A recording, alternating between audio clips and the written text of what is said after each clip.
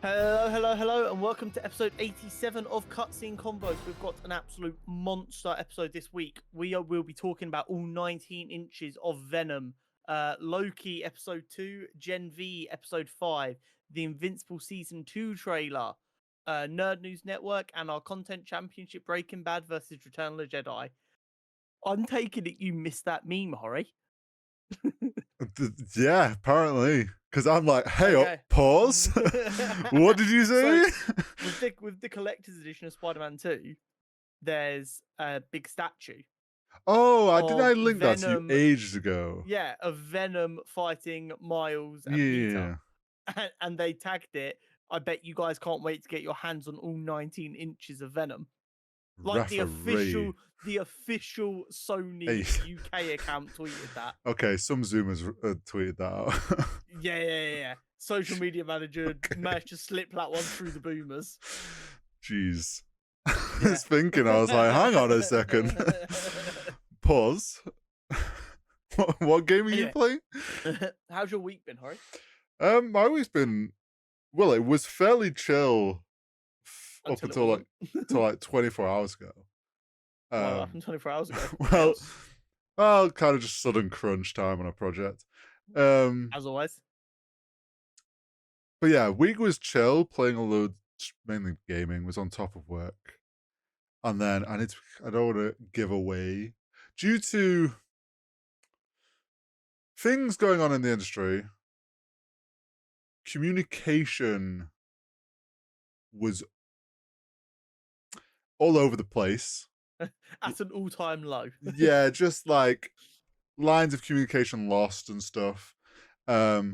Projects suddenly we were like, we hadn't heard anything on some like when we submitted something for feedback, but yeah, so then we're like, shit, we should just submit something for the deadline that we think is still there, but it could be delayed, like we have no idea. So then there was a sudden like, can you get this done within 24 hours? And I was like, I could do my best. Maybe. So we kind of like submitted it in 2 parts. But yeah, it was sudden crunch time on a project because we were kind of waiting for stuff and then didn't want to risk waiting longer and then get punished for it. So Standard. But projects we've submitted. We've got to wait. All parties on my side of things, everyone loves it. Everyone's super happy with the project. So it's an important project when Hori hasn't even leaked it to me. This is true. I think Hori's never broken an NDA ever. No, yeah. I would never break an NDA, not even with family members or anything. No, never. No, it's a big project. Super happy with how it's turned out. So fingers crossed all goes according to plan. But yeah, awesome. It's made an interesting 24 hours. If this is how I find out you've got a role on a superhero film without telling me, the podcast might be done. Imagine. I don't think I could. I would definitely never tell fellow podcast hosts if I was in a super. I would never break such an NDA. Never. It's one of them ones where you'd have to tell me just so I don't mention the thing and put you in an awkward position. Yeah, like no just questions on this project, please. Yeah. This can't be a topic. I cannot give any theories. But yeah, that's been my week. How's your week? Awesome. How's my week been? Busy. I'm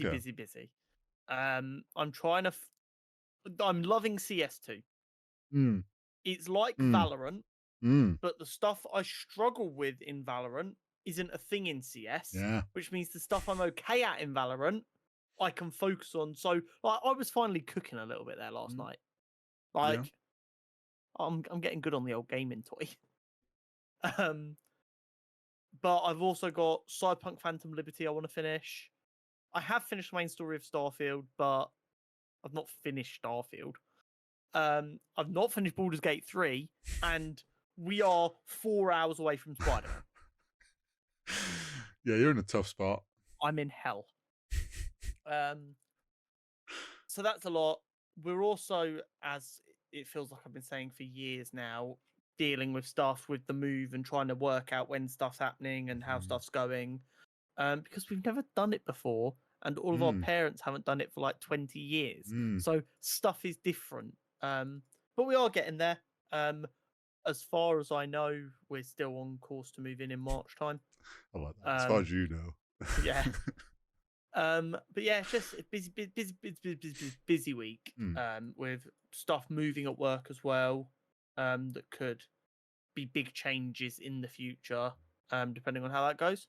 But it was a very good week overall because we've had some juicy content this week. We have. But before that, our character profile. Yes. A superhero video game coming out is the easiest time to do a character profile. Because when you're doing a show and there's a character, you're like, I don't want to do it too early. And I don't want to do it too late. And I don't know who else might appear, so I can't commit to one too early. Yeah. We stopped recording last week, and I realised that as you're listening to this, Spider-Man is out. I was like, everyone knows Venom is in Spider-Man 2. We're doing it on Venom. It's an absolute must Makes do. sense. So our character profile this week is on the one and only Venom, and it's a juicy boy. After last week's pretty short one on Black Noir, this is a juicy boy. So Okay. strap in, ladies and gentlemen. Venom first appeared in Amazing Spider-Man number 252 in January 1984 as a costume, before being revealed as Venom in Amazing Spider-Man number 299, December 1987. Oh. Now, that might actually be wrong. That 299 might be when he was revealed to be a symbiote and before he became Venom. Gotcha. So don't quote me. During the Secret War event on Battleworld, Spider-Man's suit became badly damaged. While looking for a way to repair his suit, he found a machine that spat out a black sphere. When he touched it, the sphere covered his body in head to toe in an all-black suit with a white spider emblem. However, what Peter thought was a mere alien fabric that interacted with his thoughts to give him the suit he wanted was in fact a symbiote born during the reign of the Dark Elder god Null. Oh. After returning to Earth, Peter kept using his new suit, as it was far more advanced and had its own unlimited supply of more durable and organic webbing. And for a while, Venom was happy, playing Super Suit and helping Peter fight crime. However, as the symbiotic relationship developed, Venom the symbiote became more interested in fighting crime and obsessed with it like Peter is. So he started taking control of Peter in the middle of the nights and going out and fighting crimes while Peter slept inside the suit. Oh. However, he was being far more aggressive and dangerous than Peter ever would, which led to Peter becoming suspicious, especially when he started seeing pictures of himself fighting crimes he wasn't there for. Yeah. So Peter started wearing the suit less and less, but he was becoming addicted to it because of the extra power it gave him. But the symbiote also became addicted to Peter and was increasingly unwilling to release him even for short periods of time.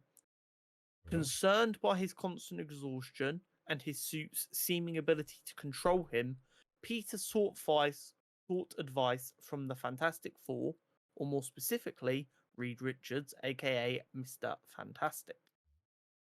It was at this point he learnt the suit he thought was just a suit was in fact not only an alien, but sentient, and was trying to form a permanent symbiotic relationship with Peter.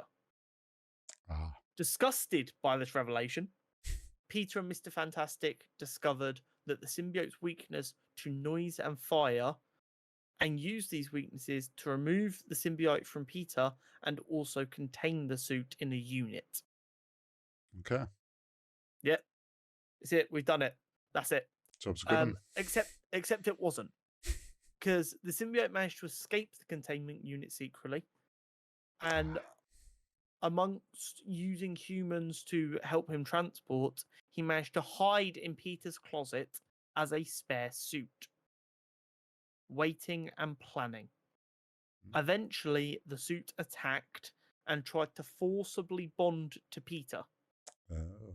While Peter was still in some element of control, he managed to fight back enough and make his way to Our Lady of Saints Church, where the bells rang for the hour so loudly, coupled with Peter's rejection, he forced the symbiote off of himself.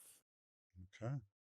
Peter awoke to see that the symbiote was gone, and he assumed the pure noise and hatred had killed the symbiote. However, below in the church itself was Eddie Brock, Oh. who had recently just lost his job as a reporter due to Spider-Man debunking a story he had written, destroying his reputation, destroying his relationship with his fiancée, leaving him jobless, homeless, and with nothing left to live for. He was contemplating suicide and went to church to pray. No. While in church, his hatred for Spider-Man called out to the symbiote, and the symbiote and him bonded to become one. The iconic supervillain known as Venom. Dun, dun, dun. Now, I noticed a little bit in there Okay. where I said the sentence, was it a symbiote born during the reign of the Dark Elder God Null? Yeah. That is a much less common bit of information. That is a retcon Oh, okay. to cover his backstory. A more interesting retcon, which is more common knowledge. During the Secret Wars event Hmm. on Battleworld, Peter wasn't actually the first one to find the symbiote. Okay. It was in fact Deadpool. Oh shit. And Deadpool interacted with the symbiote. However, once the symbiote attached him, Deadpool could feel it connecting to his thoughts and realized it was a sentient being. And worried about what his insanity would do to another living being, he forced the symbiote off of him and back into the container and left before Spider-Man walked in. Shit. So there is A world. reason to believe that Deadpool actually drove Venom insane. That's wild. Yeah. Venom is, I think, Oh. top 3, potentially top 3 most iconic supervillains of all time. Yeah. I'd say he's comfortably top 10. I'd Mhm. say most people would have him as top 5. Yeah. I think top 3 is where you get into potentially a bit of an argument. Mm. I do think basically all of the top 5 are Spider-Man and Batman villains. Makes sense. With maybe Lex Luthor sneaking in just because when you think of Superman, you think of Lex Yeah. Luthor. But to be a Spider-Man villain and be that high up the supervillain rankings is fucking impressive because, as was a discussion point on Twitter this week, Batman and Spider-Man's rogues gallery are fucking phenomenal. Yeah, they are. They really are. So to be iconic in there is really impressive. Yeah. But when I think of Spider-Man villains, my brain instantly goes Doc Ock, Green Goblin, and Venom. Yeah. I'm trying to think. I mean, there's others I think of, but yeah. Put it this way, when you've got so many good villains that you can have multiple different instances of the Sinister Six and Yeah. people still eat it up, Yeah. you've got lots of good villains. Yeah, this is true. But I'm not going to say any more on Null this week. There is definitely a chance that it is relevant to discuss it next week. So we will leave it there for now. What a cliffhanger. But yeah, that is Venom. I adore Venom. I do fun enjoy fact, Venom. Marvel didn't come up with Venom. Marvel Oh. held a submission contest. Oh, it was and fun. a college student sent in the concept of Venom.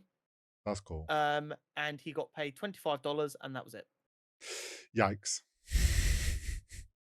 I don't know if he ever got anything else. I think he got like a first print issue Yeah, probably. And that, of Venom's first appearance, which probably is worth a fuck ton of money. but it won't But be in that's mint only if he kept condition. it in good condition. There's no chance he kept that in Yeah. mint condition if he was. Um, It's probably a but beer it's still spilt on cool. it and all sorts. Once again, showing that while fans a lot of the time, especially fans on Twitter, have terrible ideas, there are always some gems hiding in there. There is. Anyway, onto the content this week. Yeah. My God in Himmel. In the era of superhero TV, this might be one of the strongest individual weeks. Yeah. And do you know what the crazy thing is? I think it's going to get beaten in like 3 weeks' time. When we have the Loki penultimate episode, the Gen V finale, and Invincible Season 2 opener. Yeah. It's wild that this might be one of the greatest weeks we've had of superhero TV, and it's going to get knocked off the board potentially in less than a month. Yeah, because the only other time we've had like this many shows, it wasn't all superhero, because it was a Marvel show. I forget exactly what it was, but it was Marvel, She-Hulk, Andor, Andor, and and then Lord of the Rings. Rings of Power. So it was like a nerd week. Yeah. But But actual yeah, superhero shows, this is top tier. yeah, So, no, I would agree. Loki episode 2. Yes. There's a lot Wow. going on. I don't like talking about Twitter too much. Oh. You sure? Because a lot of the time, especially now, people are incentivized to be controversial. Yes. Especially now with the pay per impression. Yeah. But I did see a barbaric take, in my opinion. And I'd like your opinion on it, because I need to know if I'm batshit crazy or if it was indeed a barbaric take. Okay. So, the scene where Loki and Mobius sit down to have pie. Yeah. I think that's a great personable scene that gives you a little bit of insight into the way they're thinking, what they're going through. It slows down the pace to make the story about the people, and that's what stories are always about. They're about the characters. I saw people on Twitter calling it one of the worst scenes they've ever seen because why are we slowing it down? What is this? Why are you wasting my time? What? Yes. People don't understand why a superhero show had people spending like 2 minutes just sitting down having a conversation. Eating what looked like some great pie. Yeah. That's the first time I've ever been interested in key lime pie. Key lime pie is great. I've never had it. Oh, great pie. But besides the point, I actually thought that scene, like when you think of the context of this season, right? We're dealing with the fact that they all now realize they were all pulled from these branches, they had lives on these branches. There's kind of this point of like the characters are going to be realizing, what were they pulled from?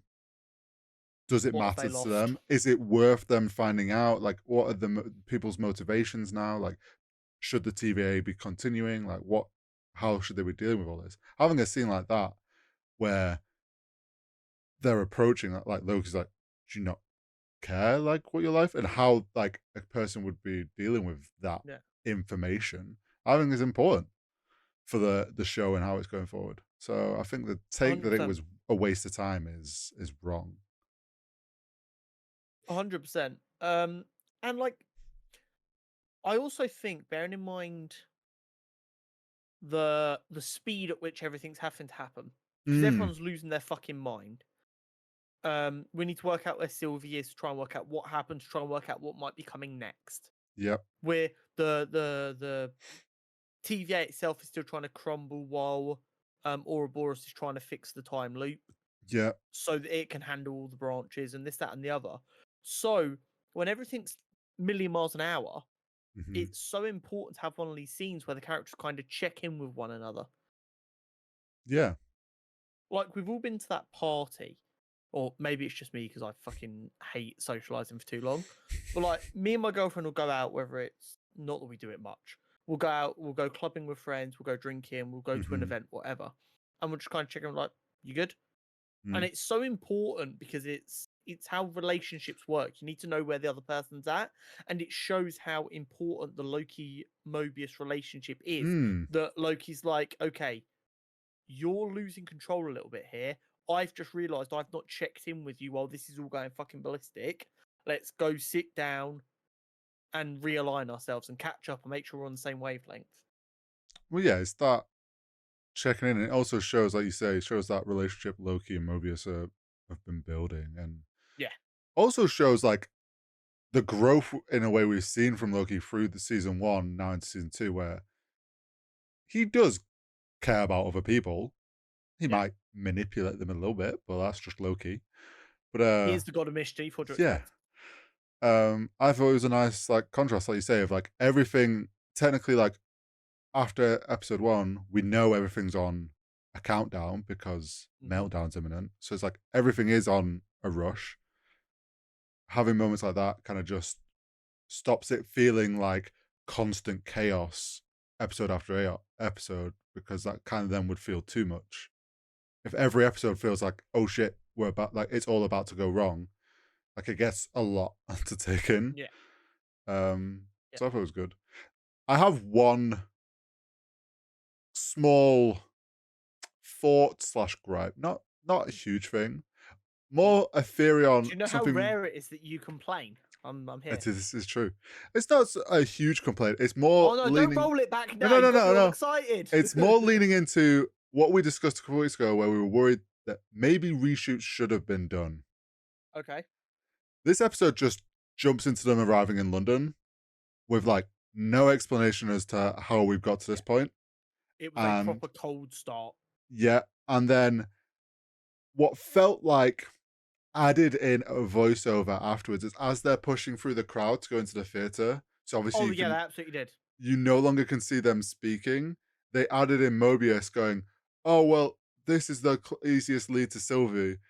Almost being like, "Ah shit, we like." They could have Yeah. reshot something just before to be like, "Oh, X5's thing's gone cold. We should go figure that out."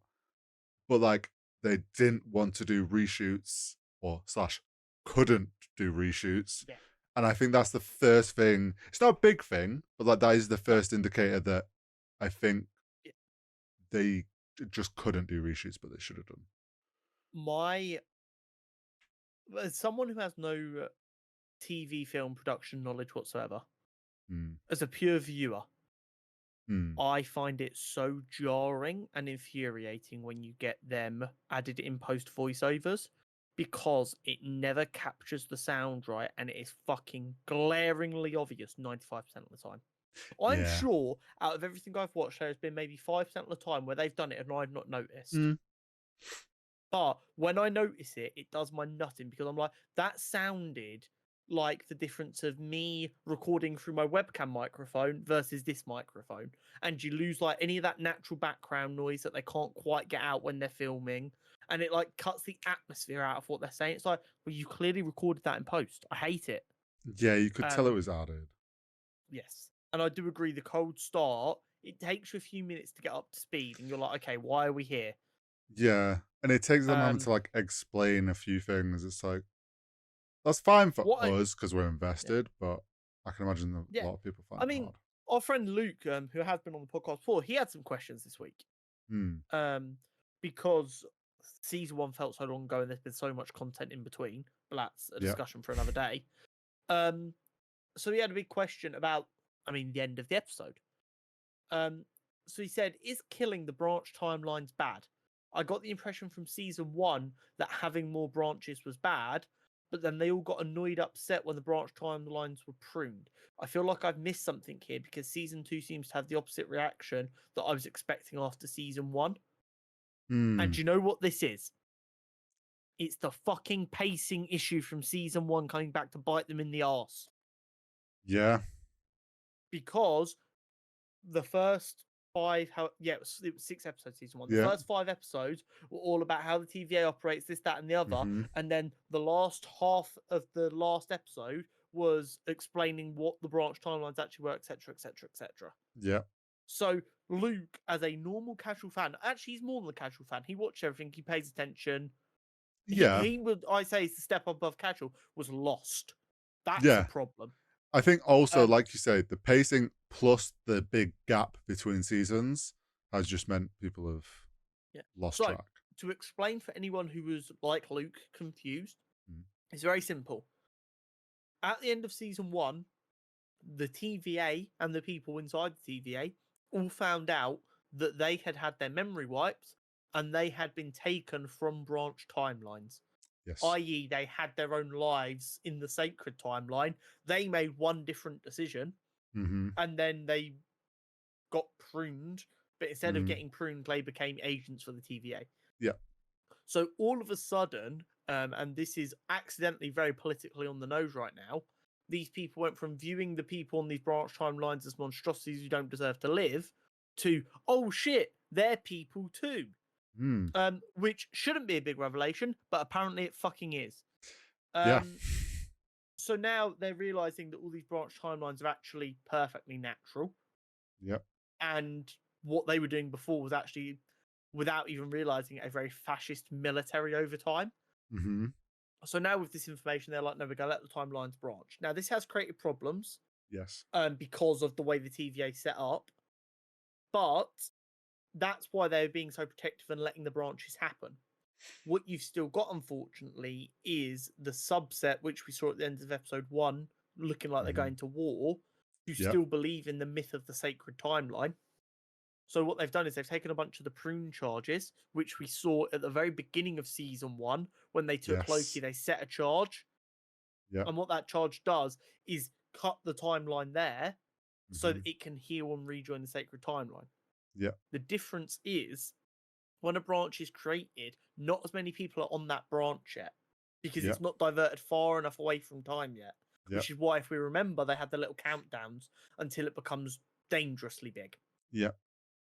So all these branches have been left to go for a decent amount of time based on the look of that image, Yeah. and they've set these charges off in all these branch timelines where people now have like completely separate lives. It's a fully fleshed out timeline, so they've killed the entire universe Mm. hundreds of thousands of times, all in an instant. Yeah. I saw someone approximate the math. Oh God. It's like somewhere between 10 and 100 times more deaths than the snap. Oh shit. That is that is bad. Yeah, It was like the way they sold that scene as well with how it was shot. Like you could feel as the viewer, you're like, oh yeah, shit. Like this is unsavable sort of yeah. feeling.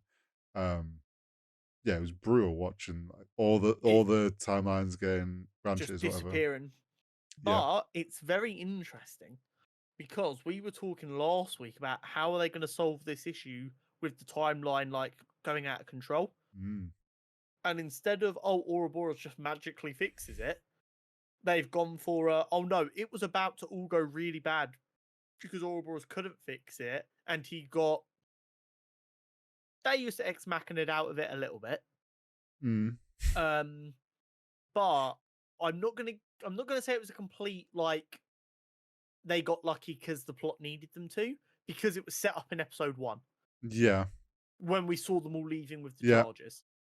So I've I'm not gonna say. I think the story was written with this idea of, well, this is going to start to go wrong, but instead of them being able to fix it, a load of timelines are going to get pruned by this subset who still believe in the sacred timeline, and that'll get it under control enough to give us a bit more time. yeah, I think that's the thing. It's like it builds up on the edge of like we find out OB can't fix it Yeah, because he can't open the blast doors, which we can get into. But then it's like that the viewer's like, oh shit, we're running out of time. In a way, this unexpectedly is buying more time, but not in the way that the viewer obviously wants, or like the TVA now wants. But like you say, it works out, and I think it helps keep that tension of. In a way, it's going to help keep the tension of we know that the Loom can't handle this yet, so they still need to fix that to get it to the point where they want it, where they can just let branches go. yeah. Did you also notice with the branches? This is probably going to annoy you. all of them with 616 dash something. Yes. I didn't notice it while I was watching. I saw people talking about it on Twitter. Um, I'm of two theories, right? okay. There's two ways that the MCU could play this, because I know that it's meant to be 1999 or whatever the number is. 19, 999. 1999. Yeah. They could twist it that the MCU films, because we know Loki isn't from the sacred timeline. They either play it off as the MCU is sacred timeline, so it is 616, or they play it off as like MCU is a sub branch, 616 dash something. But yeah, I know comic Yeah. book fans are a bit like, it's not It's 616. just, do you want to know the only reason it winds me up? Actually, that's a lie. There's a number of reasons it winds me up. Go on. There was a book that came out in like 2009 that gave the MCU an official designation. See, I saw that book wasn't an official book. No, it was an official book. They've Okay. delisted it since, but it was an official book. At the time, it was okay. Yeah.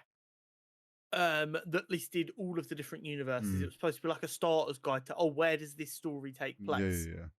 And also, it makes no sense for it to be 616 because a lot of the characters Mm. are heavily inspired by their Ultimate Earth version.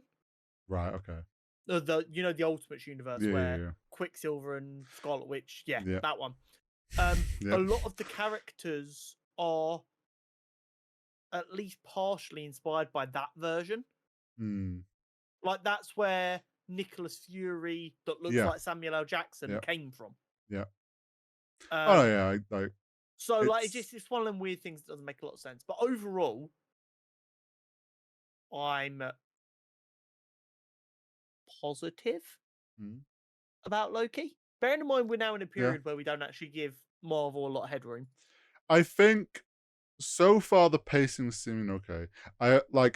It's going to be interesting to see where things are going, because obviously Renslayer still needs to be found, and that's kind of where the episode ended. Is they finally got a ping on her. We need to find out what happened to Miss Minutes. Now, I've seen one theory is Miss Minutes clearly is in control of a lot more, because we found that from like staff are now having to do things manually. Miss Yep. Minutes did a lot for the TVA, so basically ran it, which means she had some like level of same opinion as Kang, or He Who Yep. Remains. Which then a theory I saw was like, maybe Miss Minutes is like an AI written like from the He Who Remains, is like a part of him, like embedded into like an AI. Which then is like, maybe Miss Minutes can open the blast doors, because she'd have the same temporal aura. Oh, potentially. So then we've got like, are they going to try and reboot Miss Minutes or find out what happened?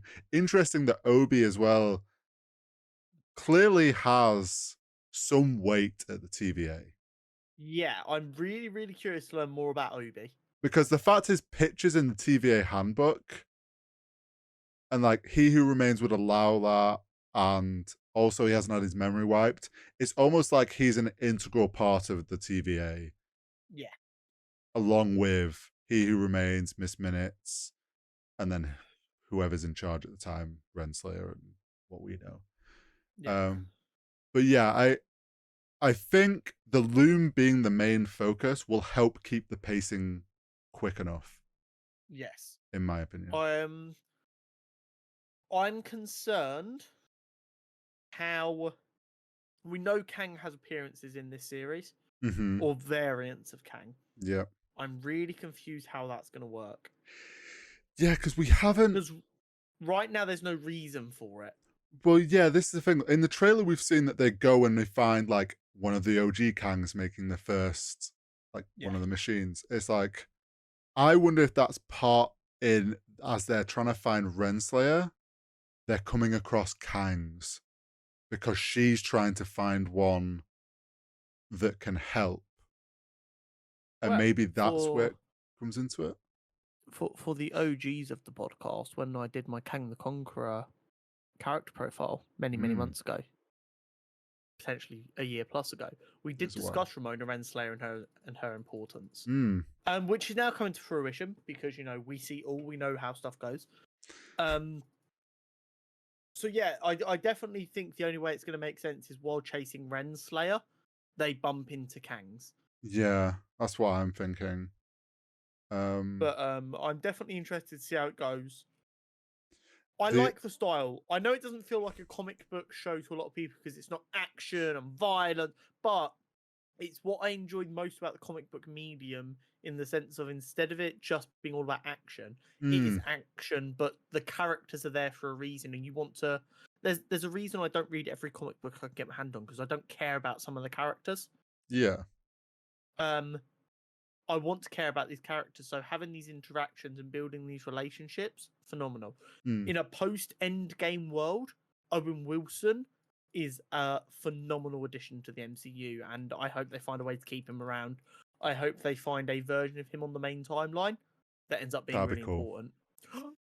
Imagine if Owen Wilson gets cast as Mr. Fantastic. We find out on the main timeline he was actually Reed Richards. Imagine. So... I thought, I will also, the interrogation thing that they did, I thought that whole like back and forth tricking X5 into thinking Loki'd like finally given in. Did you internally have any back and forth over whether this was the plan or not? Oh, I knew this was the plan. I was like, honest, this is the plan. About 65% of the way through, I was like, wait, are they double bluffing us by making us think it's a plan and it's actually not a plan? Nah. And then like another minute went past. I was like, no, this is the plan. They wanted me to think it wasn't the plan and think I was being smarter than them, but actually they were being honest with us. Yeah. But I like that. I like that, where you can sit there and you can be like, is this the plan? Isn't it the plan? They want me to think it's the plan, but I'm smart, so it's not the plan. And actually it is the plan. It's brilliant. Yeah. And I thought the machine in the way, the visual effects for that like cube thing was very well done. Yes. I enjoyed the concept. Yeah. But I mean, this week was a good episode, and I'm very interested to see where this goes now. Yeah, 100%. I genuinely think we could be in for something very, very good if everything goes right. Yeah. Now. Are you ready for maybe the boldest thing I've ever said in this podcast? Oh, this is going to be something then. This is stored in the balls. I'm joking. Gen V episode 5. Yes. Might be one of my favorite ever episodes of a TV show. Oh, I don't know if I can say that. It is right up there for me. There is not an individual episode that I can think of off the top of my head that I'm like, no, that is definitely clearing it. I know there will be a couple, although I can't remember which ones from Breaking Bad, that are right up there as well. There'll be some from other shows as well. There's a couple in Suits, potentially. But this episode was phenomenal. Oh, yeah. It was a phenomenal episode, and is definitely up there as like one of the top TV moments.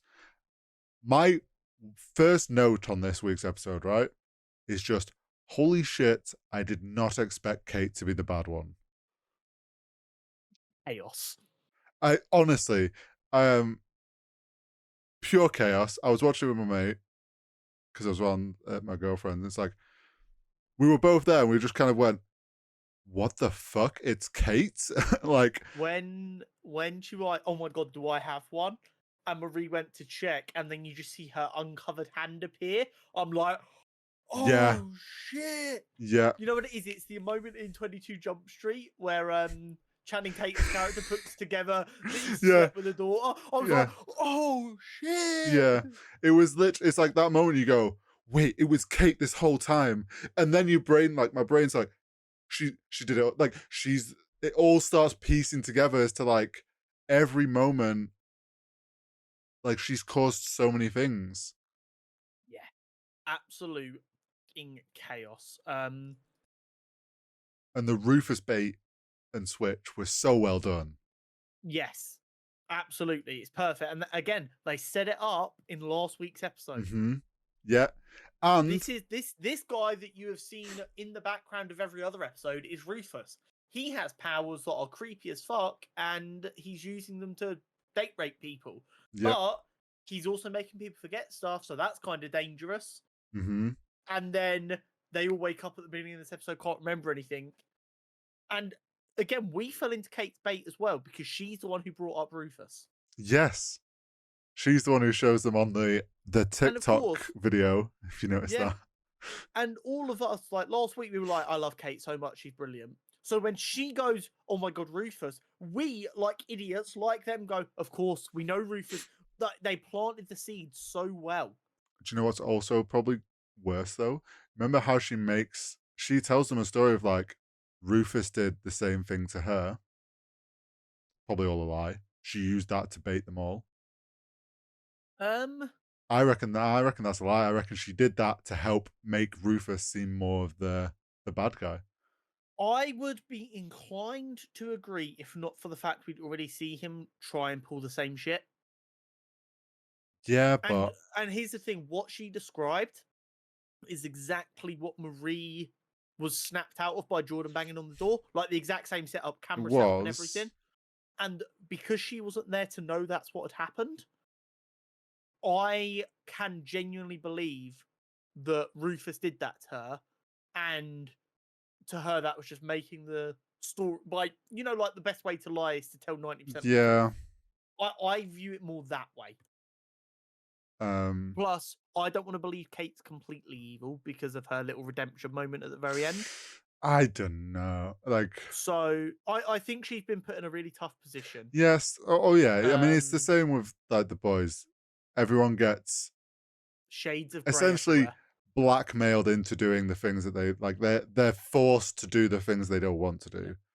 The same thing that we got with the boys. It's 100% a case of there is shades of grey to everyone but the villain. Yes. Can we talk about the most ridiculous and phenomenal scene ever? The puppets.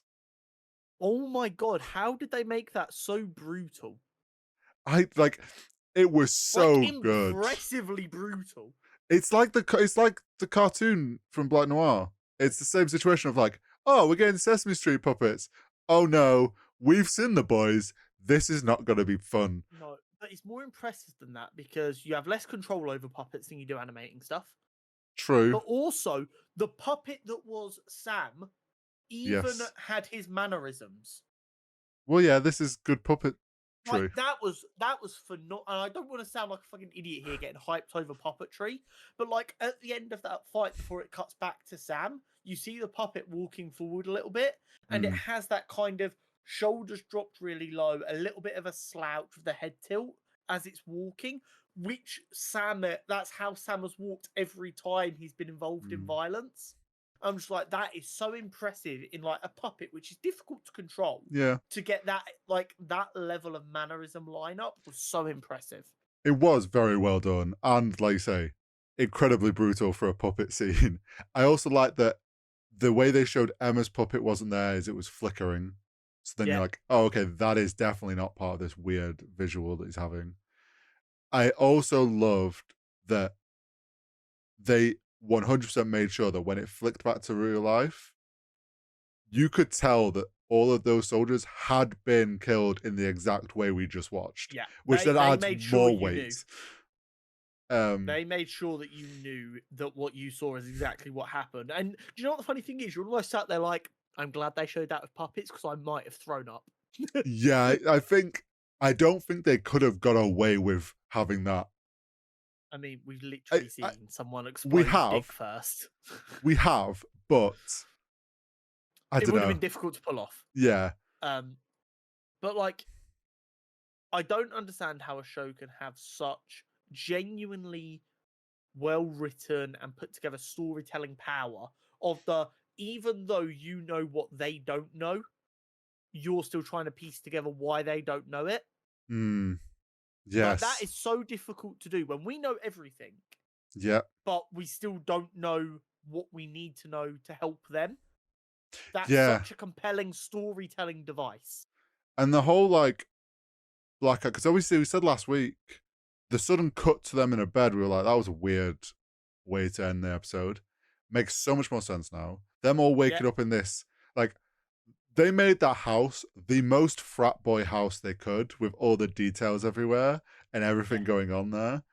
And they're like, oh, we partied. And then you're like, did they just get like blackout drunk that they've kind of forgotten? yeah. Then they start to realize, hang on, we're forgetting stuff. Something's gone on here. Sam showing up obviously then helps add to that and get them questioning things.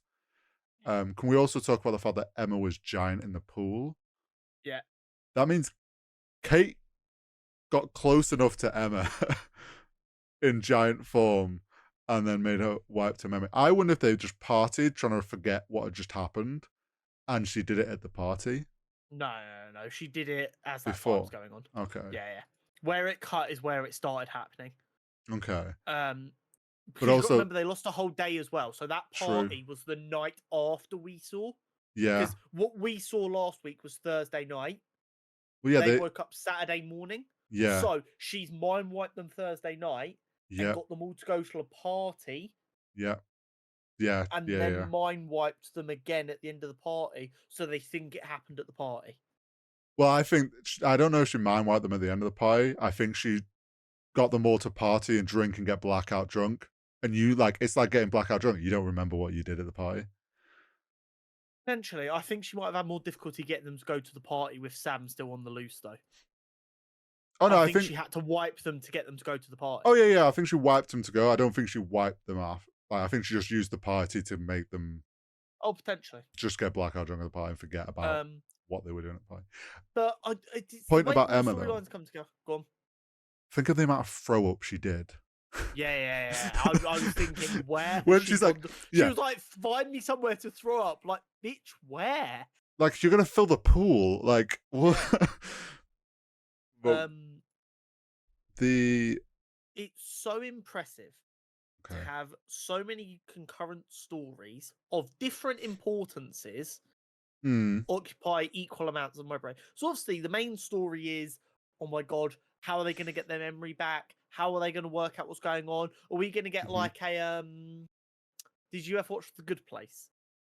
No, Okay, spoilers for The Good Place.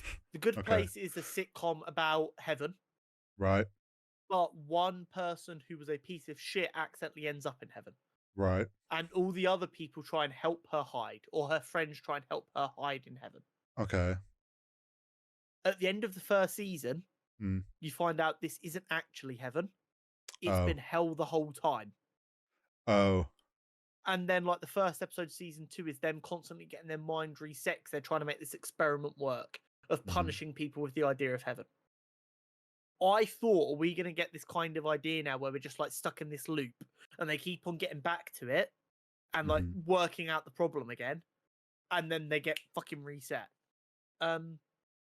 But to have that, like, which is obviously the main most important story, and at the same time, it's like they're like, okay, but I need Marie and Jordan to talk To to each figure other, this, yeah, figure this the fuck so out. that they don't think the other person hates them because they're Yeah, actually very good characters. I like them, and I want them to be happy at the end of this.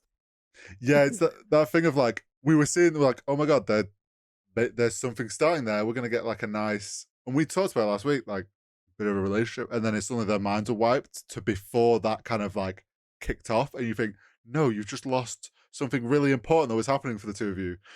Like, Yeah, this isn't fair. I but like, do you know what it does show? go on. That their attraction to each other is absolutely real Mm-hmm. because they got their memory wiped, and then at the party they get drunk and they fucking find each other. Yeah. And then they have their thing when they wake up, like, oh, it's fine, don't worry. And like Jordan kind of brushes it off. I liked that Jordan goes off and talks to the invisible guy to get some advice. Point, he's bollock naked talking to her doing that. Yeah, yeah, Like, yeah, he could just be in clothes. yeah. He doesn't need to be naked all the time, but he is, other than his hat and glasses. Yes. it's And it's a at the brand party, choice. a ball gag. Yes, it's a brand choice. Yeah. Um, I like as well though that they get their mind wiped, but like she can wipe their minds, but the sort of people they are, like a Marie and stuff, it's like you can't stop her, like that intuition and thinking something's wrong and something's off, which then makes me think, go back to like, she clearly was wiping Sam's mind, which is why he started having these like, he kept thinking about his brother. It was coming in dreams. Yeah. And there was obviously like, She didn't wipe Sam's mind. She sorry, wiped Golden Boy's mind. Golden Boy's mind. And it Yeah. was like things were coming back and he was like getting it through dreams and she can only do so much. And her, like, you see from at the party when they wake up, Marie's already like rubbing her shoulder before we Oh, even know that that's important. the foreshadowing and thought put into this show is so good. It's a love letter to telling a good story. Mm-hmm. The fact that they're superheroes and have superpowers is secondary. Yeah. Yes, it's written into the story for like as like their thing, but they're thinking first about good writing, good honest writing, telling a story the right way. They're Mm-hmm. like, okay, we've got this, but as we know, all stories have conflict. It doesn't have to always be violent conflict, but they have conflict. And then when it gets to the conflict part, they're like, right, so this girl can use her blood as a fucking weapon.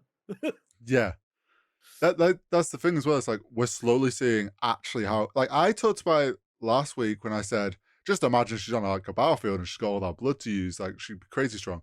Didn't think about the levels of which she has like kind of intuition about blood and Yeah, understanding. she's like one with the blood. Like Yeah, I but don't think that's been referenced up until now. no, she'd only like we've only seen her like control her own, and Yeah, then we get the first mention of it is after Sam had been there at the yeah, party, and she goes, "That wasn't his blood under his fingernails," which is like the craziest thing to notice and like and know. And yeah, then Emma's like, "Oh yeah, when am I getting my period?" And she can just she understands that, yeah. and then she Like cannot clearly feel she, the blood clot. yeah, Like she has weird. crazy blood sense. Yeah. Um, obviously found in the trackers was that moment of when she's like, there's a clot of blood or something.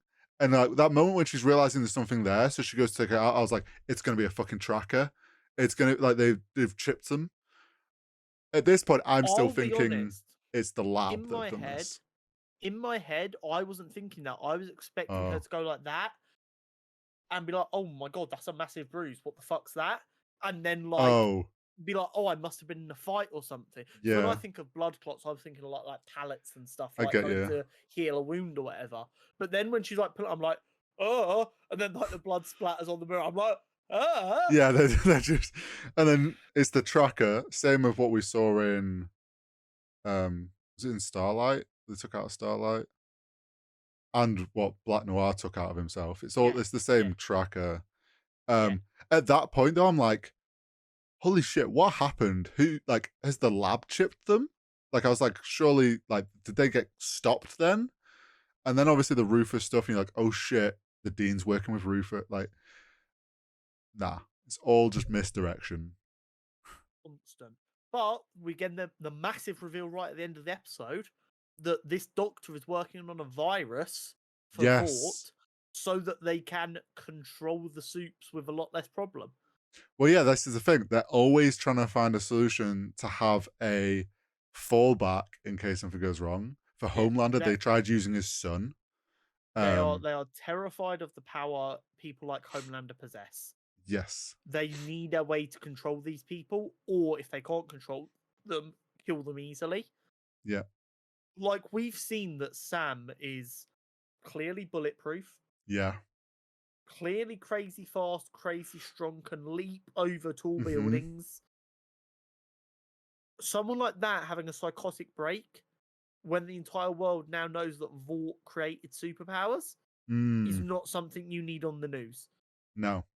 Especially now, like, yeah, anytime there's something goes wrong with a soup, it's just gonna be like, ah, Vought, you did this. So them having like a solution to that, because obviously at the moment we know with Soldier Boy, they're only able to put him back on ice. Like they're not able Yeah, to deal with the fact that he is basically unstoppable, nearly. Yeah. Um, Interesting that makes sense that he wanted Marie because of her crazy blood bending powers. Maybe she can like sense the V in people's blood or Yeah. something. Um, She clearly has an innate connection with blood, which is a fucking yes. wild sentence. But I've got a feeling that, yeah, by understanding how her powers work, you could make an airborne virus that you could just release as an aerosol that could find blood that has V in it and Mm, latch onto that person. hmm. So if there's someone out there who they don't know it has superpowers, they're still going to have control over them. Yeah. It's gonna be something to like attack the V that is in people's blood and stuff. Yeah. But the interesting thing is, who is Marie's benefactor?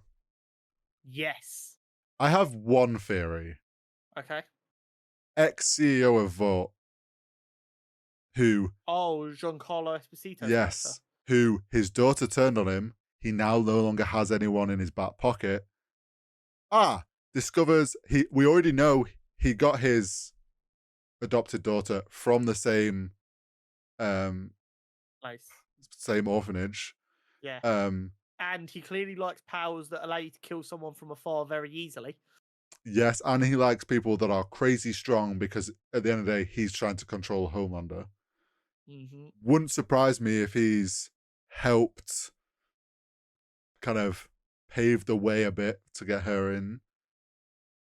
I don't necessarily disagree with that. I think the Dean might have been lying about the benefactor because she Yeah, wants Marie and she wants yeah, Marie under maybe. her thumb as her protection because she doesn't have powers and she's trying to deal with people who do.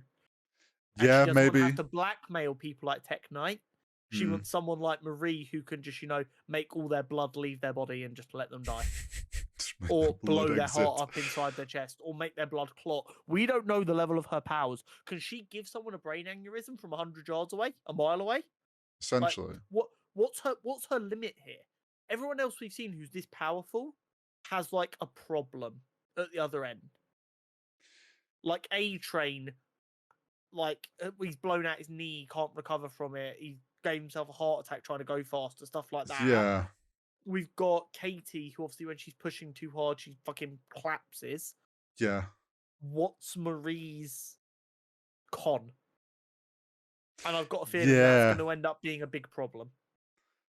Uh, I think at the moment her con is she's using her own blood, so obviously she has limited supply and she gets lightheaded a bit. Then that's showing her on like good mode. If she goes like evil mode and uses other people's blood, like doesn't affect her. So yeah, I think Imagine she throws a punch, breaks your nose, and as your blood's coming out, she turns it into a knife to slit your throat. Do you know how essentially, fucking wild that is? yeah, she essentially could be like the strongest. 100%. 100%. This episode was phenomenal, and I just want more of this show. Yeah, and I love that it's just manipulation nonstop. It's just everyone is 100%. manipulating everyone, and it ain't stopping here. There's going to be more of it. Absolutely. So much more. I cannot. I literally cannot wait for the next episode. Same. Talking of cannot wait, Hmm. Invincible season 2, Yes, right around the corner. it 3rd of is. November. It's not long now. Not long at all. We got a trailer for season We did. 2. We got a new trailer. Oh baby. I'm So, excited. the big bit in the trailer Hmm. that I think most people will latch onto is Mark on a billboard talking to a destroyed city Yes. right at the very end, going, "All of you will bend to my will. You know who we are, and don't forget I am." And then, just like in season 1, instead of letting him say his name, it cuts to the title Mm-hmm. card. Yep. That is not our Mark Grayson. Okay. That makes So, sense. that's my guess. I don't know that as a fact. That's my guess. Oh, okay. So the reason I think this, we knew that multiverse was going to be discussed in season 2 a couple of months back, because this was before you'd watched it. People were getting concerned that they were just going to do the multiverse shtick like everyone else is doing. And then a lot of people who've read all of Invincible were like, no, the way they do it in Invincible is very different and much better. it's going to be fine. Okay. And then in the trailer we get the character who we've not met before Mm-hmm. showing the Baller twins. Baller twins, Oh is that yeah, right? The twins, the his twins. powers, Yeah. and that's clearly a big part of it. I've got a feeling that that mark on the billboard Mm. is a mark from a different universe who sided with his father and became Mm. like leader of the Viltrumite Empire. Okay. Yeah. They found their way through this portal into our world, and Mark is going to have to fight off an entire Viltrumite Empire. Okay. See, I took it as like I didn't think it was our mark. Obviously, like you get the sentence of bend your knee to us, Yeah. and it's like okay. I was thinking, is this like a nightmare or vision he's gonna keep having where like he did side with his dad? Is it like trying to throw us like I didn't think about the Oh, you multiverse think it might be stuff. like a recurring nightmare type thing? Yeah, this like he's now dealing with the fact that he went against his dad. Like, what would have happened if he didn't? And it's like there's like that thing, and they're trying to sell us on this idea that he goes evil. But I was thinking maybe it's like a vision or like dream nightmare, I whatever. think he literally gets the answer to the question, what if I decided with my dad? Yeah, I mean, going with your multiverse, maybe like he gets trapped in another place, Yeah. or show like maybe this other guy who has the multiverse powers shows him whether it's for a good reason or bad reason. Like, There look, was this is what would have also happened. there was also one other very interesting bit of the trailer. I'm not sure if you grabbed. Okay. So I think it's just after Mark slammed his hands on the desk in the diner, and he goes, "Let me get back out there," and it Mm, cuts to a scene of him fighting and like blocking shots. yeah. Did you notice who them shots were coming from? No. They were Atom Eve projections. Oh. They were pink Atom Eve projections. So I think that person we saw fighting may Oh. also be Evil Mark. Okay. Or if there is no Evil Mark and I'm completely off here, Hmm. maybe him and Eve have a bit of a disagreement. Maybe. Or I maybe it's a do. training fight and it's just like, Yeah. oh, this is an awesome shot for the trailer. I do think there's going to be a big focus is Mark's going to now want to prove himself and prove that he is good Yeah. because obviously all this has been put out to the world. Um, him obviously wanting to get back out there. We'll probably get him like fighting some low level. I like that we saw Alan the alien. Yeah. Going to Going back to his home world, going, go, nah, this Viltrumite's chill. He's half human. yeah, he's like this one's different. Trust me. He's simply built different, bro. Which I think is probably also to help set up his dad coming back at some point and the Viltrumites being an issue. I'm so excited, man. I mean, you like season 1 came out before we were doing this podcast. Yeah, I've always said how much I fucking love this show. Amazon hitting so hard right now with how good Gen V has been shows that they respect superhero media. Invincible season 1 being the masterpiece it is, and then seeing how well it was received and giving it more budget, as well as in an animated world during COVID, greenlighting 2 animated TV shows is not something someone's going to do if they're not going to let the creators do it right. Yeah, well, you can. I would say because obviously recently watching season 1, I would say the animation in the trailer looks cleaner. Like they've clearly had more time, more like budget to put into it. Yeah. And I think you're right. Amazon cares about superhero media. They care about animated media through the Critical Roles stuff. Yeah. Like they show that they care and they allow the creatives to do it right. So I do think season 2 is going to be great. Do not get me wrong. Amazon is still an evil corporation. Like, all of them are. Like, I accept that. And you have to take the bad with the good. It's very difficult to ethically consume content anymore. But they are, I'd say, the only big company in the content world, especially superhero content world, who respects animation as much as live action. Yeah, they're like you say, Amazon as a corp, they're bad. They're not great. But like this little subsection of Amazon, whoever is in charge at Amazon Video, like Prime Video, and is in charge of what projects are getting greenlit and stuff, they clearly understand what they're doing and they're putting the control in the right places. What do you reckon? For season 3, they get us in to do a cameo of us doing like a news podcast talking about do like a James Jonah Just, Jameson role. oh yeah, it's just us in like a bedroom, like doing it, and then it's suddenly like the background of one of our characters like smash through. Yeah. Amazon, hit us up if you want us to do a cameo. No one will get it, but it will make me eternally happy, and you don't know how difficult Yeah. that is. Then just get us on But the I boys. cannot wait. And like I said, with how good Gen V has been so far, Mm, and the way it doesn't seem to be slowing down, the way that Loki has excited me with its potential, and my confidence in Invincible's inability to miss. yeah. That first week where we get the last episode of Gen V, first episode of Invincible, and penultimate episode of Loki Mm-hmm. might hit in a way we didn't know was possible. Mm. It's gonna be good. I am beyond excited, and I just can't. And you know what? I'm excited that we get to experience Invincible together because we didn't get to do season 1 Yes. together, and it's going to be so much fucking fun. Yeah. Yeah, oh, love it. Anyway, Nerd News Network. Yes, nerd news time.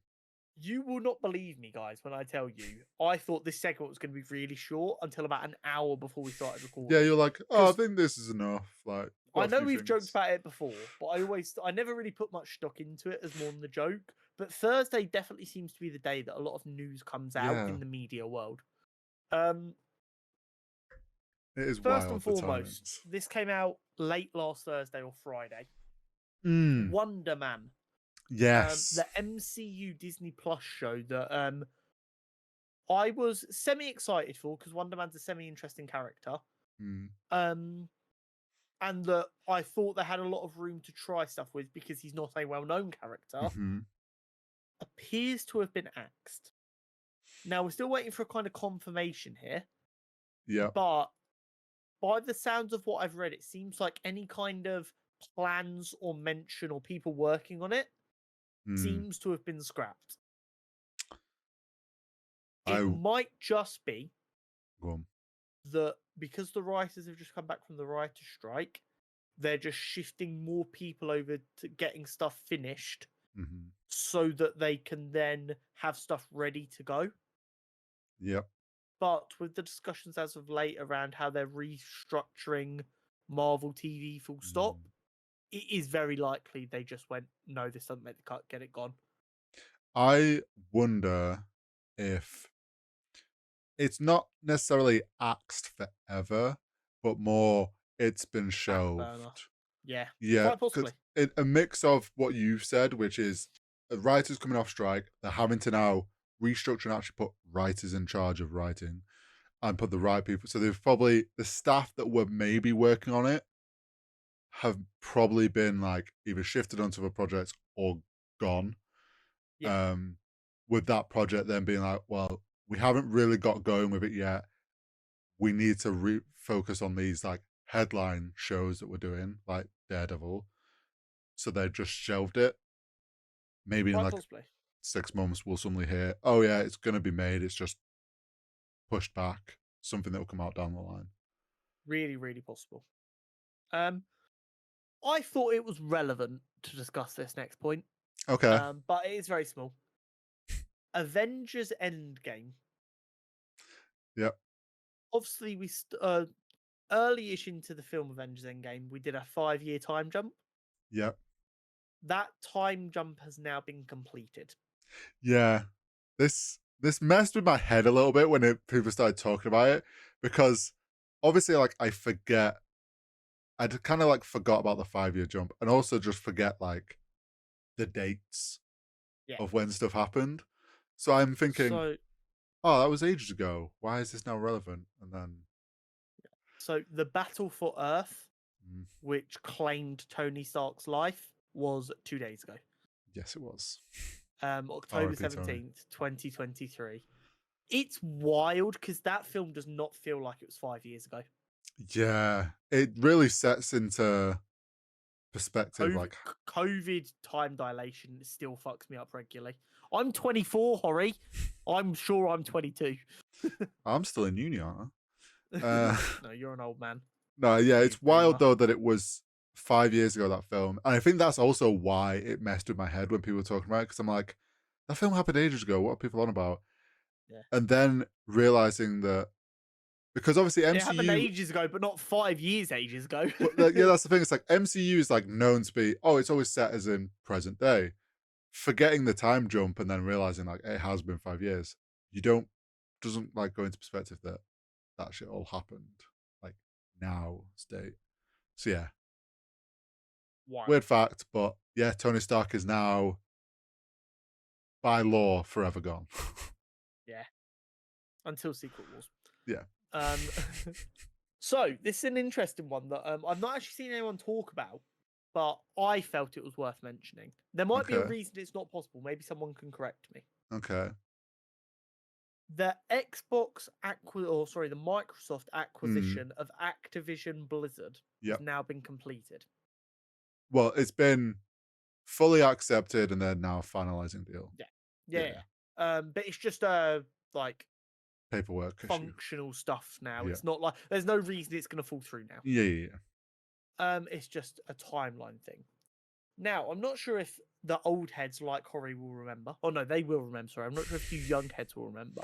But before Spider-Man, Spider-Man Miles Morales, and Spider-Man Mm-hmm. 2, we back in what I will call a glorious time, before the The heyday. MCU, when superhero films came out, they all Mm. got a game release to go along with them. Mm. It's something I do kind of miss, even though they were 90% of the time shit tier games. That X-Men Origins with Deadpool, or whatever it was, or the Deadpool game. My personal favourites were the games that went alongside the Raimi trilogy. Mm. The Raimi trilogy games were made by Activision. Mm. I don't know if now that Xbox owns Activision, if they can put them on Game Pass. Now, I do believe that they were still PlayStation exclusives. I was gonna say they were PlayStation games. They were PS2 games. Yeah. There is nothing stopping Xbox if they really want to be twats, theoretically, assuming there's no legal reason, I was gonna say porting them into Xbox or doing a remaster of them in Xbox and putting them on Game Pass. And while they will not be as good as Spider-Man, Spider-Man Miles Morales, and Spider-Man 2, if they're on Game Pass, I will absolutely play the fuck out of them. my only thought is because obviously Sony owns Spider-Man. Yeah. They obviously went to Activision Yeah. to get them to be made for their PlayStation. Uh-huh. It depends on if in the contract Activision actually owns any right to the game itself, or if they essentially made it under the like Sony's allowance sort of thing, and it's like Sony still holds all the rights to those games. It is definitely something I would like Someone to find a out. firm I want someone who understands the intricacies better than me to just go, no, Xbox cannot do this, or the only thing stopping Xbox is the money they'd have to put into making it work on their hardware. I think it comes down to if anyone can find out the details of those contracts when those games were made. But do you know how funny it would be? Oh yeah. Just all of a sudden, because you got to remember, Activision made like the Spider-Man Shadow of Webs, which is seen as one of the greatest games of all time. Oh, sorry, superhero games of all time. And like Ultimate Spider-Man, which allowed you to play as Venom and Spider-Man, which I adored until I destroyed the disc because I was a dumb child. It would be wild to see those get added into Game Pass. I do think it's very unlikely, though. Do you want to know why I think it's so unlikely? The amount of money needed to make it work, the potential that it's not even legal. But even if, because of the way the contracts are written, and they feel like spunking the money on remastering it just for shits and gigs, I think it would put a lot of strain on their relationship with Sony. And when Xbox's whole thing, at least externally, seemed to be, we just want gamers to be able to game. I don't think they want to get on Sony's bad side and cause bad blood. No. That being said, Phil Spencer, if you're listening, it would be funny as fuck. I wonder if Sony would turn around and go, yeah, sure, if you want to do it, but you got to pay us this much in licensing fees. And it's just like, just a dumb number. Do you know what the ideal situation would be? If Sony went, we will not cause you any problems doing it, as long as when you remaster it for PS5 as well. Yeah. And then it can go on Game Pass day one, and it can go on Sony Essentials day one, and just everyone gets to play these old classic Spider-Man games. Yeah. It'd be fucking awesome. It would be good. But yeah, it was just something that popped into my head that I thought, wait, that would be funny. But yeah. Oh. I'm so sick of talking about CEOs. It's like every week at this point, honestly. Yeah, bastards, all It's wild. of It's them. So wild. Netflix has apparently told shareholders in their shareholder meeting that SAG-AFTRA strike negotiations are still ongoing. Despite the Netflix CEO, Ted Sarandos, being one of the 4 studio CEOs to leave the SAG-AFTRA negotiations after refusing to negotiate for a fair deal. So, are they back negotiating? No. Or are Netflix lying to their shareholders? Netflix is 100% lying to shareholders. All CEOs lie to shareholders. I know that's a ballsy lie to go for, though. No, When it's like public record it lie, is. they could sue his ass. It's a bold lie to go down, but it is also 100% viable that the shareholders are putting pressure on the CEO to be like, look, we don't want this damaging our investment into Netflix. Like, we are worried that this is going to cause issues to us getting our money and our dividends. Can you please sort this out? It's like, yeah, we're negotiating with them. It's fine. We're going to come to a deal. It'll get sorted. And then meanwhile, he's like, yeah, fuck your deal. We don't want to give you a fair deal. Bye. We're leaving the negotiations. Yeah. It's a bold play. I'm not surprised at all, though, that he's trying to keep shareholders happy. But I'm as much as many of those shareholders probably don't need the money from Netflix, probably also just as rich and as bad as CEOs. But it's nice to know that the shareholders are putting pressure on the CEOs, and that like there is pressure now coming from 2 fronts to sort this out. Don't get me wrong. I dislike shareholders as a concept because you sit there and do fuck all and earn money off of people working hard. They're like CEOs, but at least CEOs do have to go to meetings. Yes. But the one good thing about shareholders is, for some reason, they have this crazy sense of entitlement because they had money at one point they gave to this company in exchange for more money over a longer period of time. They have this power to just go, no, just make a fucking deal. And when you're something like Netflix, where your entire product is not very diverse, it is just content. If you're like, oh, we can't upload unique original content, which means we have to pay out the arse for old content. So then profits go down, then the shareholders get less money. Yeah, there's going to be some pressure. Every business knows when you're at that level, don't piss off the shareholders, especially as the CEO, otherwise you're going to be out of a job. So, good. Ted, feel the pressure, sort the deal out. Hopefully the other studio heads that also walked out have also got the same pressure from shareholders. Yeah. And now we've got 3 bits of good news. I'm going to be positive. Good news, top to bottom, all 3. The goodest news. The best news. Spider-Man 2 is here. I mean, it's not here for me just yet. And it's not going to be here for me, but... But as you're listening to this, you can go and buy a PlayStation 5, or if you already have one, buy Spider-Man, and you can swing around New York as one of the 2 Spider-Men and fight crimes and have a great time. And you can do I was going to say, and you can do the pointing meme. Yeah, I am so beyond excited. Hori is sick to death of me talking about how excited I am. I almost bought a PS4 when Spider-Man was announced, because I was like, I really want to play this game because I'm a fucking nerd and I love it. And then after playing them on PC, I was like, no, I'm not missing out on the next one. I bought a PlayStation 5 for it. I am so ready to go. I'm going to be live streaming it all weekend. Jenna's away at an S Club 7 concert. Oh, what a throwback.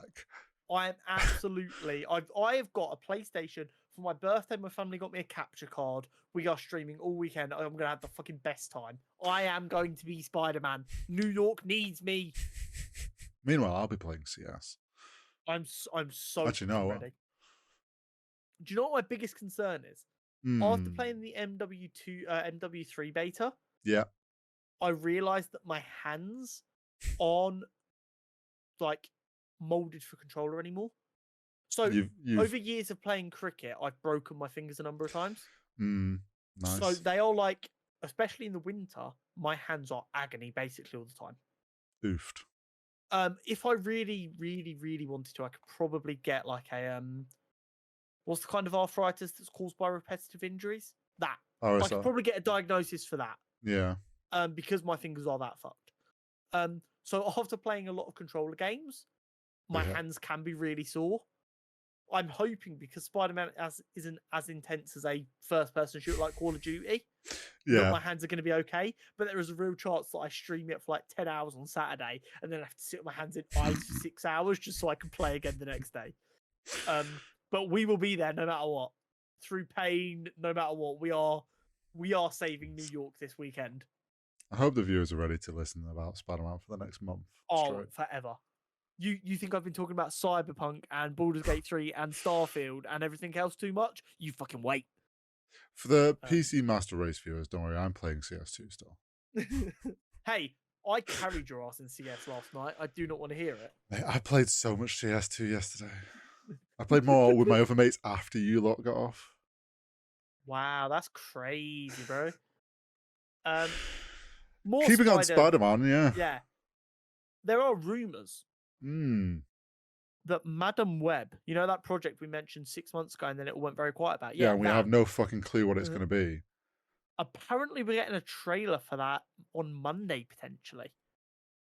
Yeah, so we've talked about this a couple of times, the project, and we've been on the fence because they haven't really released much about it other than actresses that are playing certain characters. I have decided I'm going to be forcefully positive about this until I have reason to not be. I am bored of being a negative Nelly. I want to be positive Perry. Put that on. Positive Perry the platypus. Why did my brain also go to Perry the platypus when you said Perry? That's the only reason that name even exists. So yeah, I became a little bit less worried about this project once it got announced that we're going to get Spider women involved as well, and it's not just about Madam Web. Yeah. So there's a chance there's a good story hidden in there somewhere. It is quite obscure, but Guardians of the Galaxy was obscure. It was. We've got to give these things a chance. So hopefully we do get a trailer, and then we can get kind of a vibe for what it might be about, and then we'll have a better idea what to expect. Yep. My biggest hope is it's just not another Craven situation. Yes, I agree. And then maybe news just as exciting as Spider-Man 2. Gen V has already been confirmed for a second season. It has. Prime knows what they're doing. Prime has seen people like me and Hori going, this show fucking rocks. It's taken the good stuff from The Boys and got other good stuff, and it works really well. And they've gone, hey, you want to see us do it again? Well, Prime's just like, The Boys has had 3 seasons, soon to be 4. Eventually 4. Yeah. Like, they know The Boys has been a solid moneymaker for them. The Boys guys have come and said, we've got this other idea for a show. It's called Gen V. Go for it. Already probably knew and were like, we'll write this now, but we'll sign it like in a couple of months. But like, basically, you've got season 2. We know you're good for it. And then it's like, they've seen the fan reaction and they're like, go for it. Like, there's just like, they have that trust now that The Boys has been great. They probably knew Gen V was going to be great. I'd be surprised if we don't get more than 2 seasons of Gen V. I could see it being limited at 2 seasons, not because it's not good enough, but after 2 seasons, they probably fold the main characters in to The Boys. Yeah, but you could use Gen V as a great way to keep bringing in new characters. Yeah. Literally as like a character university, test them out, see what people think. Oh, you don't like that guy? He's dead. Don't worry about it. Well, that like makes it so much easier to just be like, and welcome the new member of the 9. And we're like, they were in Gen V season 4. The 7. 7. Why did I say the 9? The 9, Mighty 9. He's talking about Critical Role again. Fucking nerd. I'm gonna say it. I'm gonna say it. Oh, he's gonna say it. Amazon might be immune to superhero burnout. I mean, Maybe all parties are trying their hardest, but Prime's doing the best. they're fucking delivering. And why are they delivering? Because they're not trying to put out 16 seasons a series a year with loads of callbacks. They're like, here is Bastard Avengers. Here is Bastard college students with superpowers. Here is animated fun with lots of voice actors who are very good. Yeah. They are all superhero media, but they are three very distinct styles that if you don't like all of them, that's completely fine. But you will like one of them. I think also what helps Prime is they go, oh, you want to make the thing? Here's the money, go do it how you want to do it. It's not like Prime that is trying to manage themselves and actually produce all of these things and spreading themselves too thin. They're just like, take the money, go do it properly. Take the money, go do it properly. Meanwhile, MCU is just 7 shows in, and we've finally got a good one so far. Yeah, we will persevere as always. We will. Hori, we need to cook because it's content championship time. Now, Hori doesn't get that reference because he's never seen Breaking Bad. Well, joke's on you. Return of the Jedi. Since the last time we did Breaking Bad, I've binged the whole. No, you absolutely haven't. Imagine if I hadn't told you, and I literally was like, "Yeah, no, I have genuinely watched the whole of it." After Breaking Bad got through the last round, you're like, "I'm going to watch this in secret before the next time it comes up," I would have been genuinely very impressed. I have a time turner. Breaking Bad versus Return of the Jedi is such a phenomenally interesting debate. Yes. Because you've got Breaking Bad, which is seen as one of the greatest shows of all time, right up there alongside The Sopranos and stuff. And then you've got Return of the Jedi, which is nerd mecca up there with like prime Lord of the Rings and stuff. Wow. It's not an easy one. I'm actually kind of glad I've only seen one of these because it makes it easier for me. Yeah, no, 100%. But to make it a bit interesting, and to make it a fair fight, I will only talk about Breaking Bad, and you can only talk about Return of the Jedi. Oh shit! Okay. Yeah. Okay. Yeah. So, would you like to give us your reason why Return of the Jedi is more personally relevant to you? Because I've watched it. Simple as. I mean, other than the fact that I have seen bits of Breaking Bad, so I can't really say that, but I would say more so because it is the introduction, that original trilogy, though I was not old enough or alive. What do you mean you're not old enough? When it released. I thought A New Hope was the first film you saw in cinema. Yeah, good joke.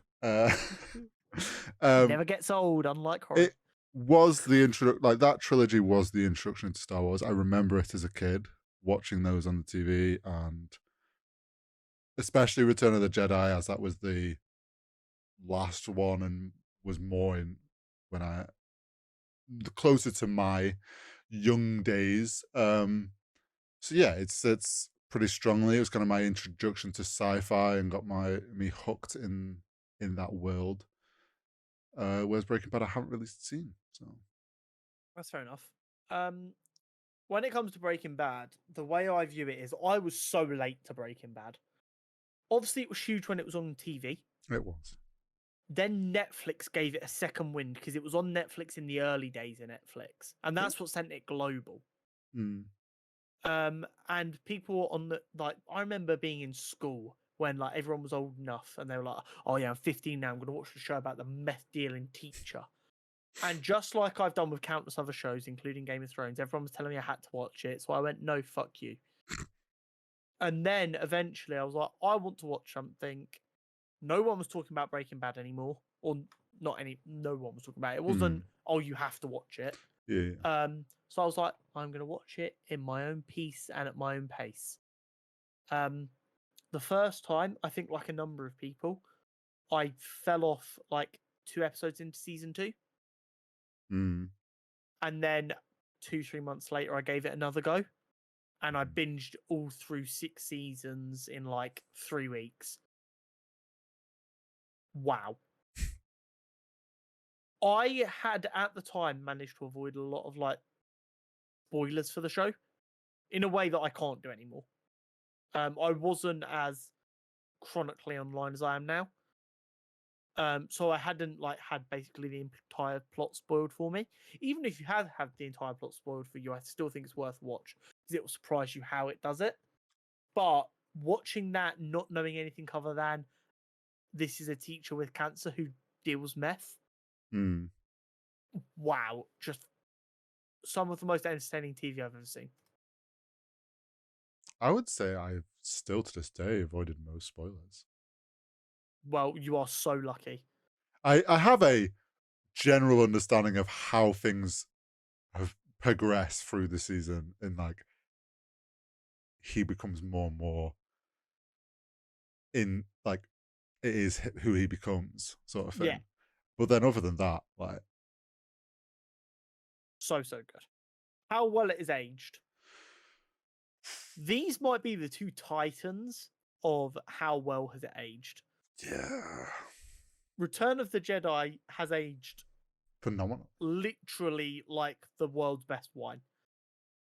Yeah, And it Breaking Bad has. gets more popular year on year because you have a whole bunch of new people who'd never watched it before watching it, and they're like, "Oh my god, Breaking Bad's really good."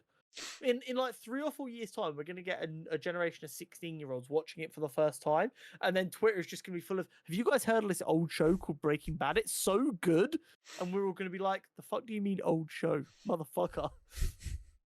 I know what you mean Um, though.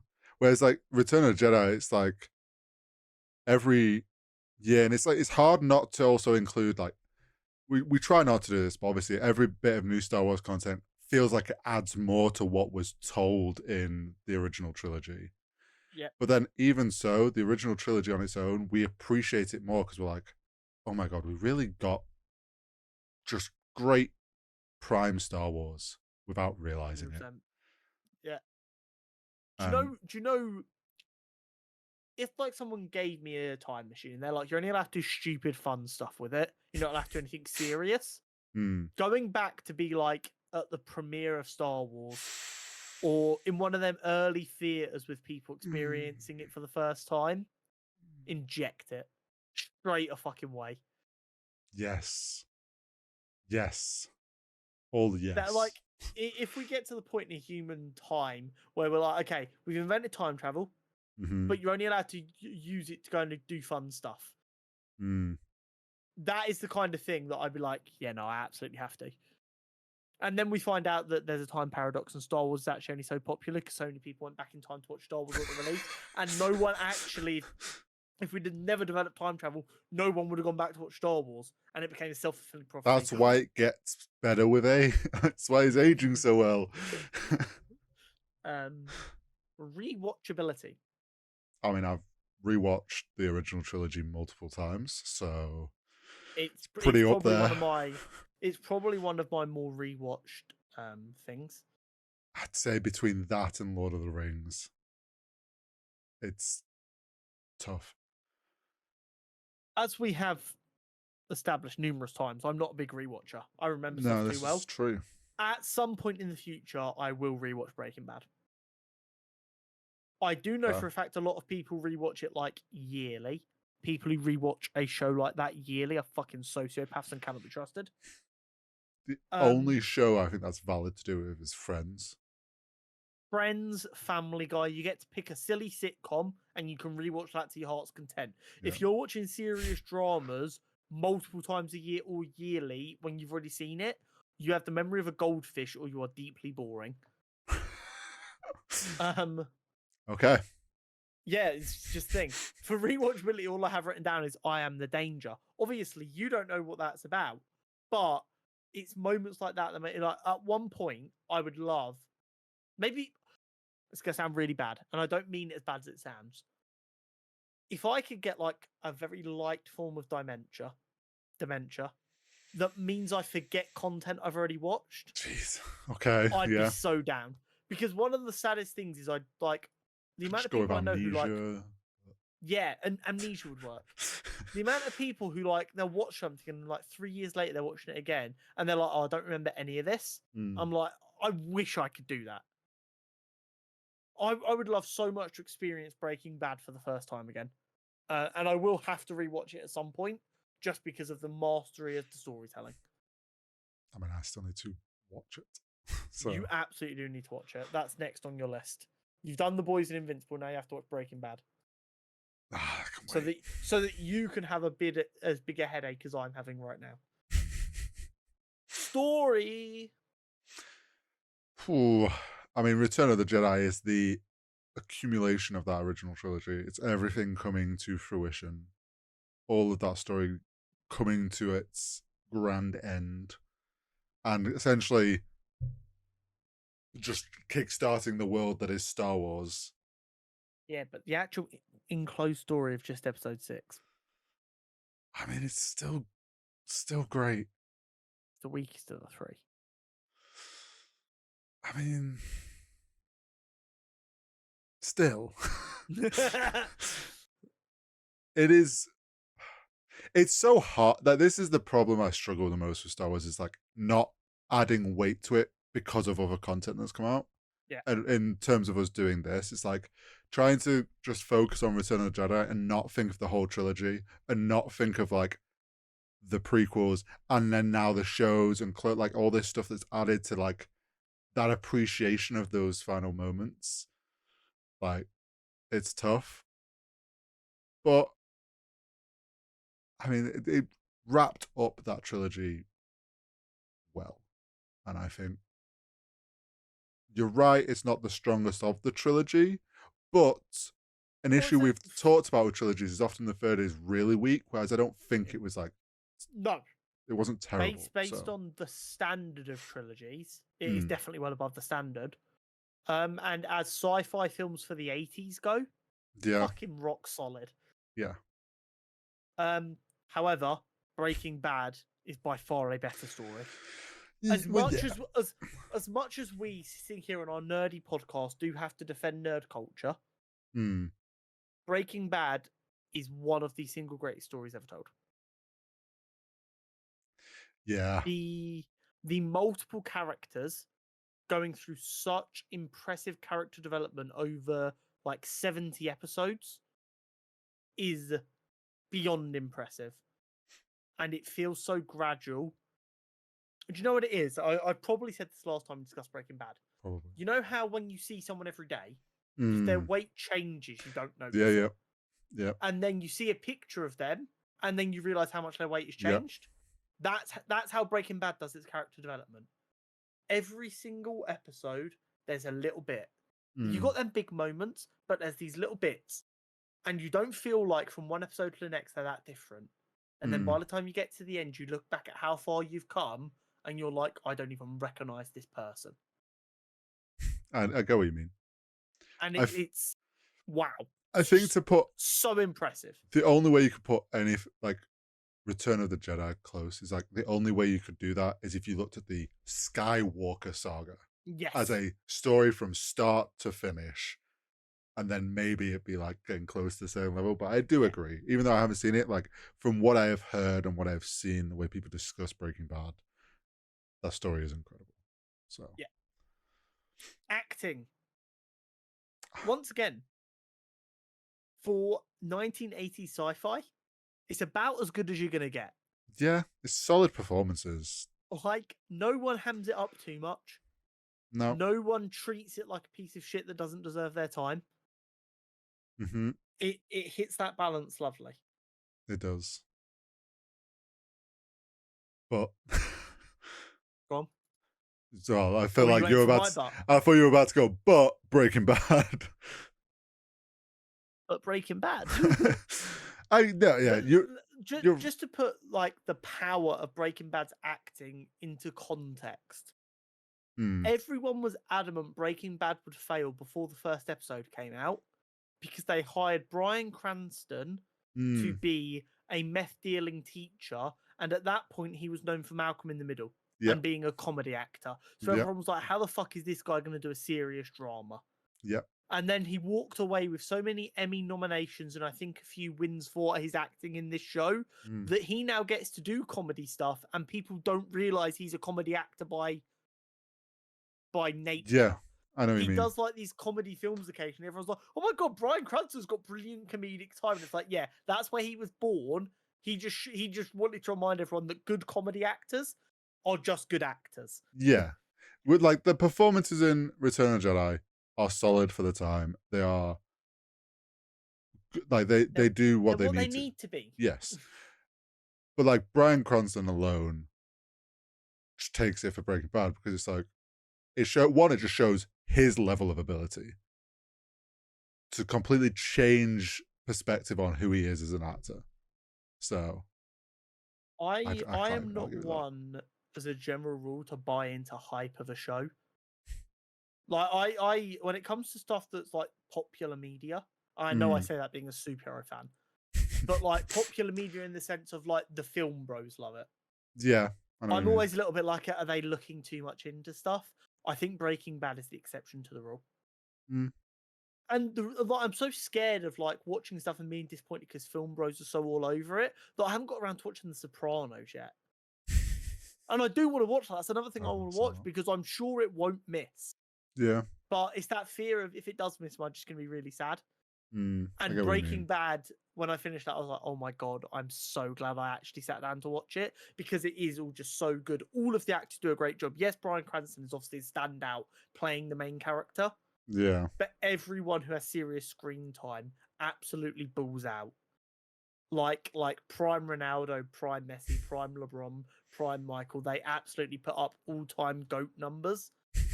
And yes, the quality of the story and the script definitely helps, but they Yes, still have to deliver on it. they do. Shakespeare's only Shakespeare if you deliver it properly. Me and you doing Shakespeare in the Park is going to be shit. I don't know. I did a Shakespeare production when I was 10. What were you, a tree? No, we did Midsummer's Night's Dream and I was the dad of one of the main princesses. I was like a Oh. lord or something. All I know is I got told off during English Do class you during know what's Shakespeare. funny? You make the old jokes. My role was an old man and I was given a grey hair and a fake grey stubble. You've always been an old man. Yeah. Cinematography / general visuals. I I am mean, giving it to Star Wars. the practical. The Yeah. practical sells Star What Wars. what they managed to do in 1984 or Hmm. whatever year it was is still to this day mind blowing. Yes. What they were able to achieve with miniatures and practical effects at that time to sell a sci-fi world, uh, like I people compare current Star Wars saying they wish it was more like the original trilogy. So it shows how much it holds up. I am willing to hear people not enjoying Star Wars because they feel like it's like a kiddified story or it's like not like true art in a story way. While I Mm, don't agree with that, I understand why people might view it that way. yeah. I will never ever accept anyone bad mouthing the visuals of the original Star Wars trilogy.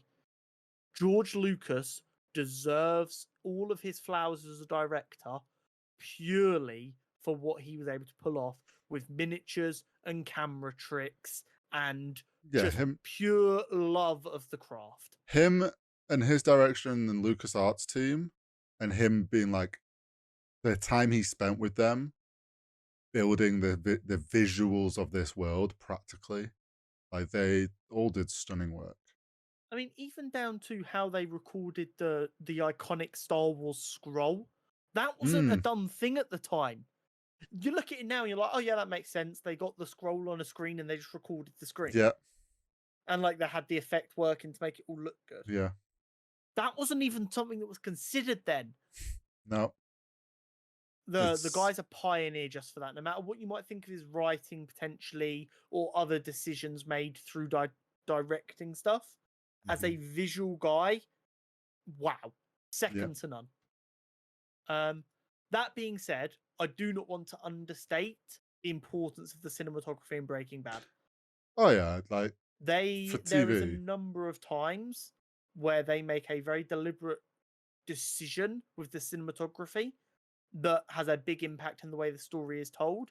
And just because it's TV and we love Star Wars cinematography so much, I don't want people to think that Breaking Bad cinematography is bad. Next to basically any other TV show, Breaking Bad has some of the best cinematography of all time. Some of the directorial decisions around how they're going to do a shot and how they're going to show something is phenomenal. And I think the biggest way I can emphasize that is there is a Twitter account that was created to show every single frame of Breaking Bad season 1 through to the end, uploading every frame every 2 hours, I think it was. And the amount of them frames that made it onto people's main feed, because they're like, look how beautiful this shot is. The colors in it were really muted because it's set in New Mexico and stuff where everything's like quite clay colored. But like the actual shot choice, phenomenal. No other TV show has made me even think about cinematography in the same way. There you go. Right. Now it's time to tot it up. Well, I have personal relevance to Star Wars. Personal relevance has to be Star Wars. We are a nerd podcast. We are nerds through and through. Personal relevance is basically always going to go to the bigger part of my nerd identity, and that is always going to be Star Wars in this situation. How well has it aged? This film is 50 years old, nearly. 40 years old.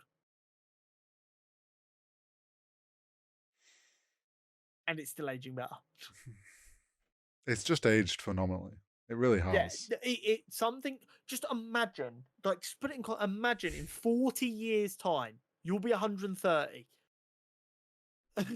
and someone stumbles onto this YouTube channel, and they watch and enjoy these episodes of the podcast from 40 years ago.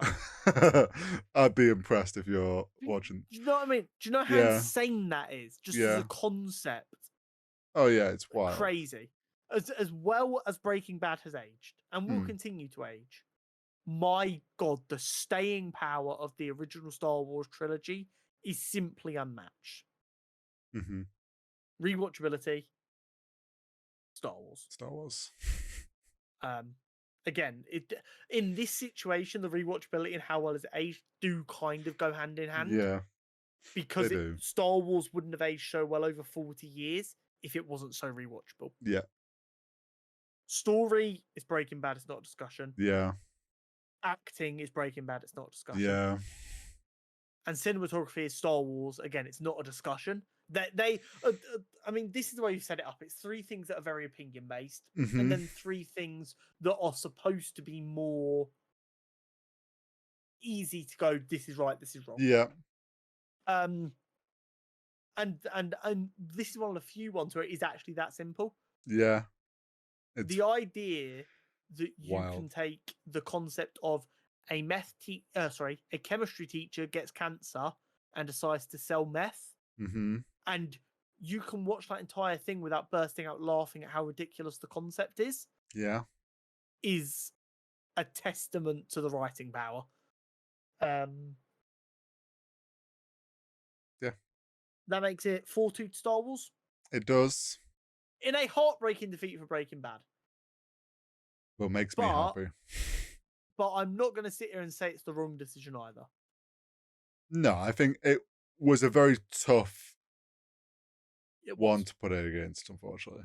But Breaking Bad does need to take solace in the fact that we voted Breaking Bad through against Mandalorian in round 1, with you never having seen Breaking Bad. Yeah. Like, that's impressive in and of itself. Yeah. Oh, yeah.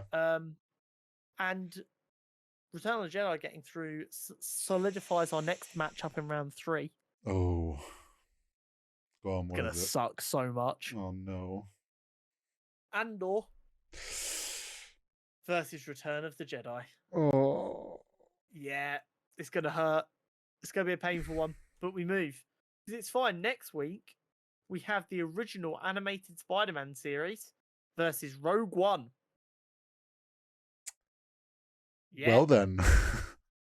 we're gonna have a great time next week. Yes, we are. That wraps it up for this week. Next week we'll It have does. more Loki stuff, more We Gen V will. stuff. We will. Probably a Spider-Man 2 review. I'll be honest. I'll probably have finished Yeah, it. you're not going to want to not At least talk the about main it. story. Yeah. There'll be more nerdy news as there always is. We will Yes, have there will another be. content championship. We will be here. You will be here.